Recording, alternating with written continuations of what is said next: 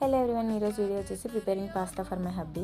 ఏంటక్క నిన్న కాజా అనే వాళ్ళు పాస్తా అంటున్నావు, మరి రేపేంటి? ఏదో ఒక ప్రయోగం చేయాలి కదా మా హబ్బీ మీద. అప్పుడే కదా నేను కూడా వంటలు ప్రాక్టీస్ చేసినట్టు ఉంటుంది. అంటే నీ ప్రాక్టీస్ కోసం మీ ఆయన బలైపోవాలంటే తప్పదు, చేసుకున్నాడుగా.